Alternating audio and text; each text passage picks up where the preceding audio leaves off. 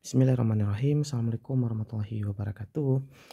Anak-anak, kita lanjutkan pembelajaran kita hari ini terkait dinamika rotasi. Ya, walaupun belajar daring, tetap semangat dan tetap menjaga kesehatan. Oke, kita langsung saja.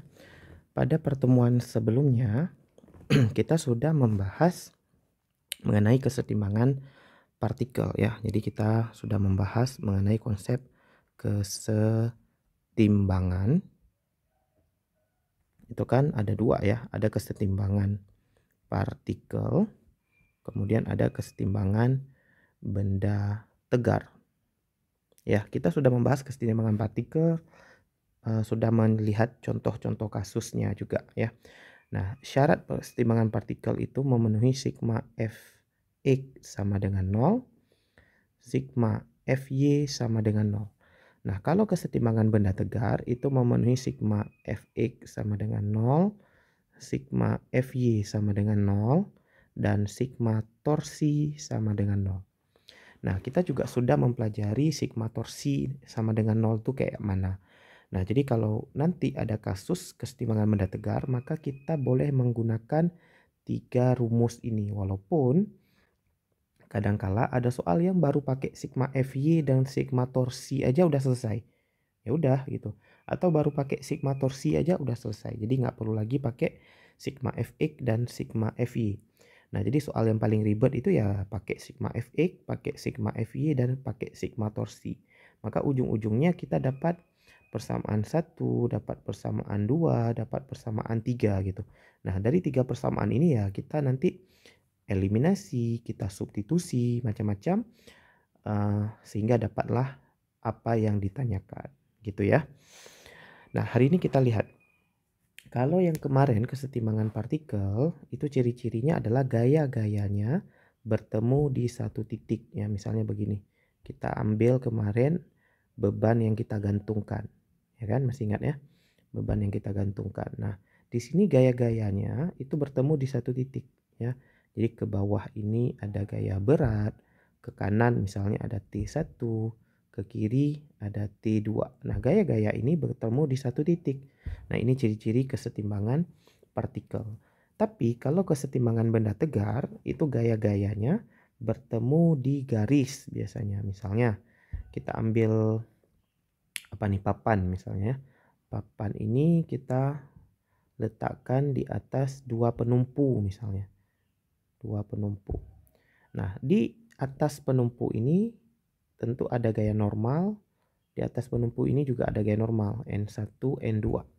Kemudian papan ini punya berat misalnya, beratnya W, berat papan.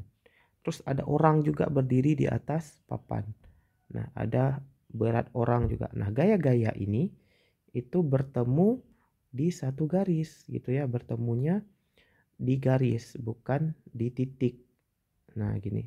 N1, N2, W orang, W. Nah, ini bertemunya di garis. Maka konsepnya adalah kalian boleh gunakan sigma Fx kalau ada, boleh gunakan sigma Fy. Kalau nggak selesai juga boleh juga gunakan sigma torsi. Nah, untuk soal kayak gini nih nanti kalau kalian udah terbiasa, kalian tahu nih, cukup pakai sigma torsi aja sama dengan 0, kalian pasti bisa menyelesaikan soal ini. Apakah ditanyanya N1 atau ditanya N2 dan seterusnya. Gitu ya. Nah, itu ciri-ciri kesetimbangan benda tegar. Nah, jadi karena syarat untuk belajar ini udah memenuhi, yaitu sigma Fx, sigma Fy-nya kalian sudah tahu gimana carinya. Sigma torsi sama dengan 0 juga udah tahu carinya gimana. Maka kita sudah bisa menyelesaikan kasus kesetimbangan benda tegar ya. Oke, kita langsung ke contoh kasusnya ya, karena materinya cuma segini aja ya. Yang penting prasyaratnya kalian sudah paham, yaitu prasyaratnya kalian bisa mencari 3 ini, sigma Fx, sigma Fy, dan sigma torsi sama dengan 0. Jadi kita langsung ke cokanya. Kita langsung ke coka yang satu. Contoh kasus nomor 1. Nah, kita ambil yang contoh kasus yang tadi aja ya. Misalnya kita punya di sini papan. Ya, papan atau tongkat ya atau apapun. Masanya, masa papan itu anggap aja 10 kg. Kemudian di atas di bawah papan ini ternyata ditumpu pada dua penumpu. Penumpu A ya dengan penumpu B misalnya. Penumpu B kita letakkan di ujung juga lah. Nah, ini penumpu B. Kemudian ada orang berdiri di atas papan ya. Massa orangnya anggap aja berapa ya, anak-anak nih 50 kg gitu ya. Nah, kalau orang ini berdiri di sini, artinya dia nggak berdiri di tengah ya, dia berdirinya lebih dekat ke penumpu B, maka logikanya adalah gaya normal pada penumpu B itu akan lebih besar daripada gaya normal pada penumpu A. Ya dong kan, si A menahan papan, si B juga menahan papan. Ya, tapi orangnya berdiri di dekat B, maka harusnya gaya normal pada B, NB itu nanti akan lebih besar daripada gaya normal pada A. Kalau kita cari itu ya, ini prediksi kita awal, gaya normal B lebih besar dari gaya normal A. Karena si anak ini berdiri lebih dekat ke penumpu B, jadi dia lebih ketekan. Ya, paham ya logikanya ya. Nah, di sini kita mau cari ini berapa NB dan berapa NA. Ya, untuk membuktikan hipotesis kita bahwa NB lebih besar dari NA. Maka untuk ini ya standar kita uraikan dulu gaya-gaya yang bekerja. Di sini kita gambarkan gaya-gaya yang bekerja atau diagram benda bebasnya, NA-nya ke atas, NB-nya juga ke atas. Kemudian ada gaya apa lagi? Ada gaya orang tentunya ya. Gaya berat orang ke bawah. Ini adalah W orang. Kemudian ada massa papan. Karena ada massa papan 10 kg, maka ada berat papan. Ingat, berat itu bekerjanya di pusat massa. Pusat massa itu kalau bendanya simetri kayak gini pasti di tengah ya. Jadi kalau kalian mau gambar berat papan, ya itu gambarnya di tengah-tengah papan. Ya, berat papan di tengah-tengah. Artinya tengah-tengah apa? Di sini kita belum diketahui panjang papan, bentar. Ini adalah berat papannya di tengah. Nah, kita anggap panjang papannya dalam soal, misalnya panjang papannya itu 4 meter. Nah, itu artinya dari A ke berat papan ini 2 meter. Dari B ke berat papan juga 2 meter. Nah, anggap aja orang ini berdiri pada jarak ini kemari berapa ya? 1,5 meter aja. Ya, berarti jarak orang ke B itu 0,5 meter kan? Jarak orang ke B itu berarti ini kemari 0,5 meter. Jelas ya? Oke, karena orangnya berdiri 1,5 dari pusat, ya, pusat batang, maka jarak orang ke B 0,5 karena jarak pusat ke B itu 2 meter tadi. Dah, kita mau cari NA dan mau cari NB di sini. Nah, kita langsung pakai sigma torsi aja. Kenapa? Karena kalau kita pakai sigma Fx di sini sama dengan 0, di sini nggak ada gaya yang bekerja pada sumbu X. Semua gayanya ke atas dan ke bawah. Jadi sigma Fx-nya nggak guna di sini. Oke? Kalau kita pakai sigma Fy gimana kita tes? Apakah sigma Fy sama dengan 0 bisa menyelesaikan kasus kita? Karena kita mau cari Na dan Nb ya. Kita tes aja nggak apa-apa. Ya. Na-nya ke atas.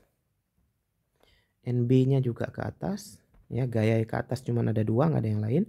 Kemudian ada ke bawah itu W papan. Kemudian ada ke bawah itu W orang sama dengan 0. Ya kan? Jadi gaya ke atas positif, gaya ke bawah negatif. Maka kalau kita masukkan di sini, Na-nya kita belum tahu, Nb-nya juga belum tahu. Berat papan, massa papan 10, berarti berat papannya 100 Newton ya, kita kali gravitasi. Berat orang, massa orangnya 50, berarti berat orangnya itu 500 Newton sama dengan 0. Maka kita dapat persamaan di sini Na ditambah Mb sama dengan 600 Newton. Nah, sampai sini kita tahu NA tambah NB 600. Tapi berapa NA-nya? Berapa juga NB-nya? Nah, belum tentu 300 ya. Bisa aja 200 400, bisa aja 500 100 gitu. Jadi sigma FY cuman bisa sampai sini. Jadi nggak bisa menyelesaikan kasus kita sampai habis. Maka ya udah, ini kita simpan aja sebagai persamaan satu. Mungkin nanti butuh gitu ya. Nah, sekarang yang kedua adalah kita tinjau sigma torsi sama dengan 0. Ya, karena sigma Fx nggak guna, sigma Fy belum bisa menyelesaikan, ya udah jurus terakhir adalah kita tinjau sigma torsi sama dengan 0. Dah sigma torsi sama dengan 0. Ingat, kalau torsi kita harus yang pertama pilih poros. Ya, karena torsi itu kan ya kita harus jelas porosnya. Karena torsi itu kan F kali L. L ini kan jarak dari gaya ke poros. Jadi harus ada porosnya. Nah, untuk kasus seperti ini, kalau jungkat-jungkit ya kayak kemarin, udah jelas porosnya di tengah. Karena bendanya berotasinya ya, kalau berotasi ya terhadap titik tengah. Nah, kalau ini kan dia diam aja nih. Nah, porosnya yang mana? Nah, untuk kasus seperti ini, porosnya itu bebas. Kalian bebas mau pakai poros yang mana? Ya, tapi Bapak sarankan di titik yang gayanya, di titik yang ada gayanya. Ya, maksudnya gini, titik yang ada gayanya itu bisa di A, bisa di B, bisa di berat papan, di tengah-tengah, atau bisa di tempat orang berdiri. Gitu ya. Itu sarannya. Boleh porosnya di situ biar mudah. Nah, lebih mudah lagi, ya gitu. Letakkan poros di titik yang gayanya tidak diketahui, tapi tidak ditanyakan, misal. Nah, di sini masalahnya adalah kita punya NA nggak diketahui, NB juga nggak diketahui, dan dua-duanya ya ditanyakan. Maka untuk kasus seperti ini, kalian kalau mau cari NA, taruh poros di B. Ya, ini Bapak buat catatannya ya, biar kalian ingat. Kalau mau cari nilai NA misalnya, letakkan poros di B. Ya, cari NA, poros di B. Nah, ini akan selesai, kalian dapat NA. Kalau udah dapat NA, masukkan nanti nilai NA ke persamaan 1. Kalian dapat NB. Gitu ya. Kalau kalian mau cari NB, ya pakai porosnya di A gitu. Setelah dapat NB, masukkan NB kemari, kalian dapat NA. Nah, dua-dua cara ini boleh. Nah, untuk ini Bapak pakai dulu porosnya di A ya. Jadi Bapak karena poros di A, Bapak pakai sigma torsi A sama dengan 0. Jelas ya? Bapak pakai sigma torsi A sama dengan 0. Maka Bapak akan mengerjakan torsinya semuanya terhadap poros yang ada di A. Oke, jadi Bapak buat ke bawah dulu sini. Sigma torsi A sama dengan 0. Nah, biar kalian nggak bingung, Bapak gambar lagi dulu. Bapak gambar ulang. Ya, sekarang porosnya di A nih. Porosnya,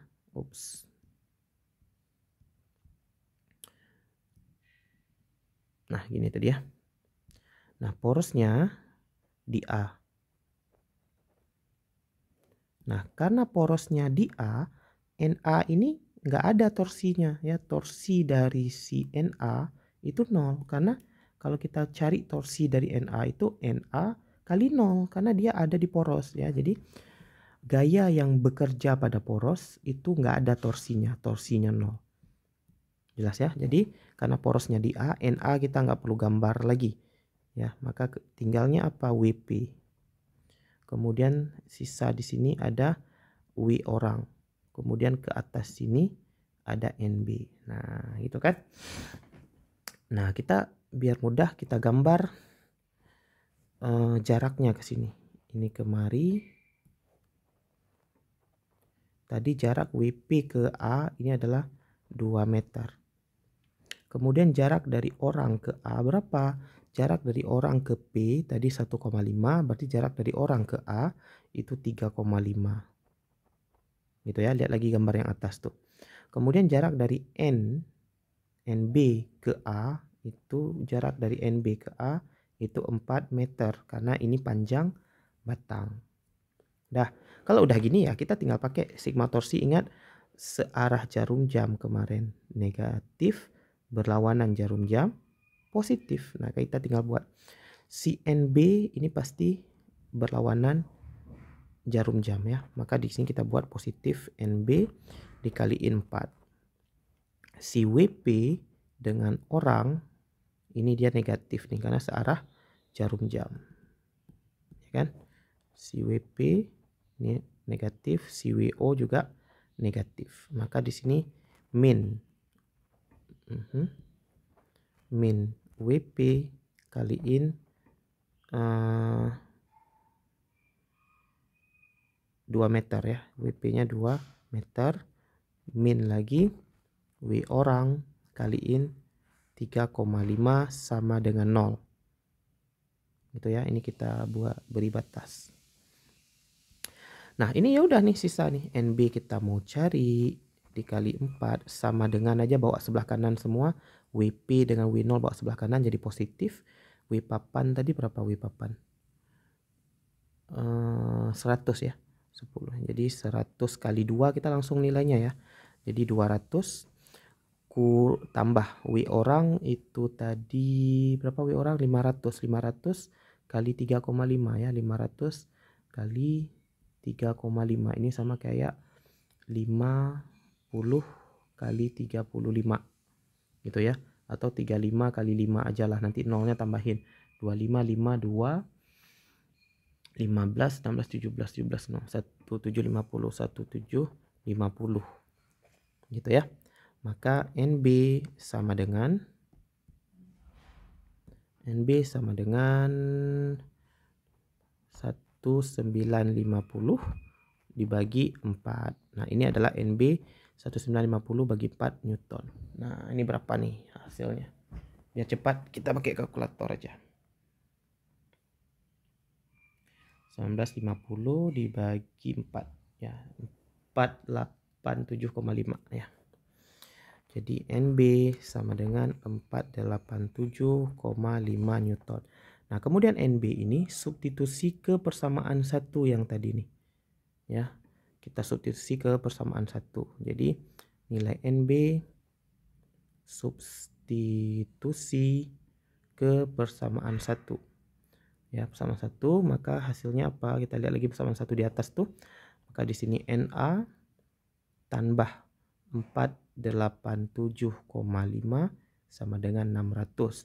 Maka NA sama dengan 600 dikurang 487,5. Ya, hasilnya adalah 112,5 Newton. Ya, Newton. Nah, perhatikan di sini hasil akhirnya, teman-teman. Anak-anak 112 dengan 487 gitu ya. NB-nya lebih besar dari NA sesuai dengan prediksi kita tadi. Ya, NB lebih besar dari NA. Jadi prediksinya benar.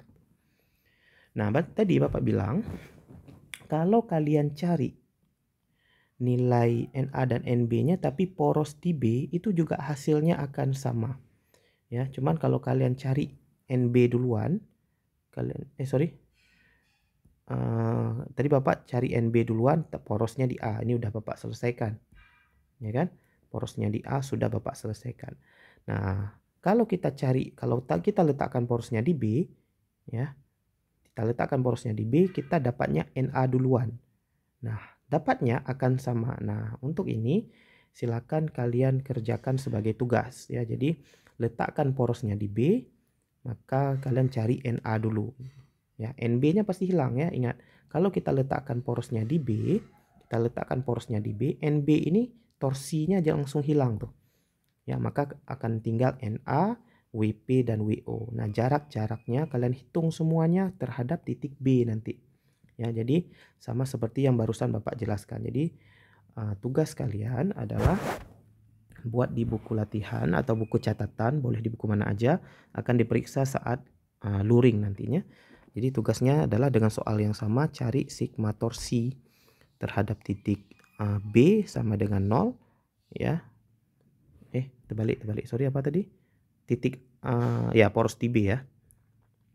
Ya, terhadap titik B sama dengan 0, ini harusnya kalian dapat NA lebih dulu. Udah dapat NA, substitusi ke persamaan 1 dapat NB. Nah, dapatnya sama dengan hasil yang di atas tadi ya. Silakan sebagai tugas untuk pertemuan kali ini.